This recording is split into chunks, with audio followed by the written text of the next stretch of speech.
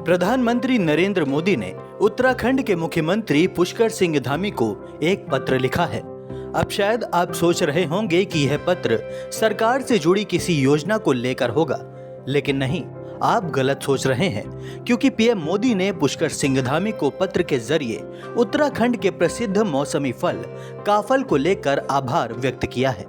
जी हां, सीएम धामी ने प्रधानमंत्री नरेंद्र मोदी को भेंट में उत्तराखंड के प्रसिद्ध काफल दिए थे, जिसके जवाब में ही पीएम मोदी ने पत्र लिखकर उनका आभार व्यक्त किया है।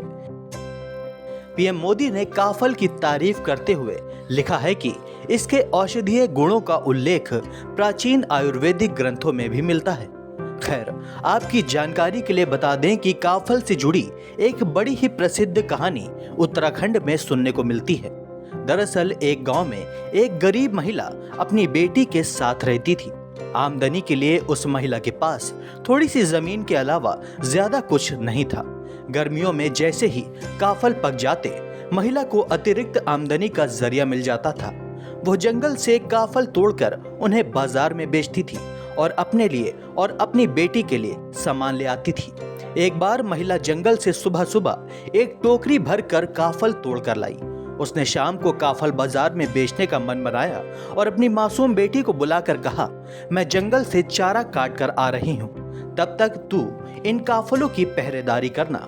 मैं जंगल से आकर तुझे भी काफल खाने को दूंगी, पर तब तक इन्हें मत खाना। इतना कहकर वो पशुओं को चराने ले गई। माँ की बात मानकर उसकी बेटी उन काफलों की पहरेदारी करती रही। कई बार उन रसीले काफलों को देखकर उसके मन में लालच आया, पर माँ की बात मानकर वह खुद पर काबू कर बैठी रही। इसके बाद दोपहर में जब उसकी माँ घर आई तो उसने देखा कि सुबह तो काफल की टोकरी लबालब भरी थी, पर अभी कुछ कुछ काफल कम थे। माँ ने देखा कि पास में ही उसकी बेटी गहरी नींद में सो रही है। माँ को लगा कि मना करने के बावजूद उसकी बेटी ने काफल खा लिए हैं। उसने गुस्से में घास का गट्ठर एक और फेंका और सोती हुई बेटी के पीठ पर मुट्ठी से प्रहार किया। नींद में होने के कारण छोटी बच्ची अचेत अवस्था में थी और मां का प्रहार उस पर इतना तेज लगा कि वह बेसुध हो गई। बेटी की हालत बिगड़ते देख मां ने उसे खूब हिलाया, लेकिन उसकी मौत हो चुकी थी। मां अपनी प्यारी बेटी की इस तरह मौत पर वहीं बैठकर रोती रही।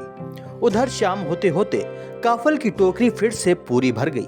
जब महिला की नजर टोकरी पर पड़ी तो उसे समझ में आ गया कि दिन की चटक धूप और गर्मी के कारण काफल मुरझा गए थे, इसलिए कम दिखे। जबकि शाम को ठंडी हवा लगते ही वो फिर ताजे हो गए और टोकरी फिर से भर गई। माँ को अपनी गलती पर बेहद पछतावा हुआ और उसने भी खुदकुशी कर ली। कहते हैं कि आज भी वो माँ बेटी पंछियों के रूप में गर्मियों में एक पेड़ से दूसरे पेड़ पर फुदकती हैं और अपना पक्ष रखती हैं। बेटी कहती है, काफल पाकियो मैं नहीं चाख्यो, यानी मैंने काफल नहीं चखे हैं।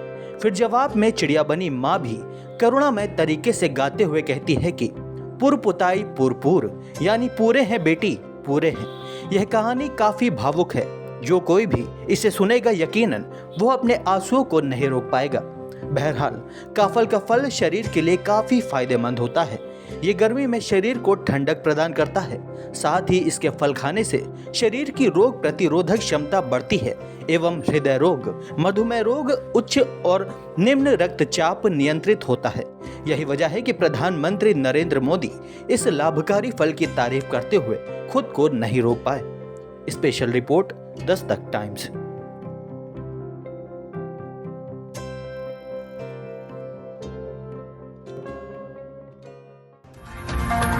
ताज़ा तरीन खबरों के लिए सब्सक्राइब करना ना भूलें दस्तक टाइम्स। बेल आइकन दबाकर पाएं देश विदेश की लेटेस्ट खबरों की नोटिफिकेशन।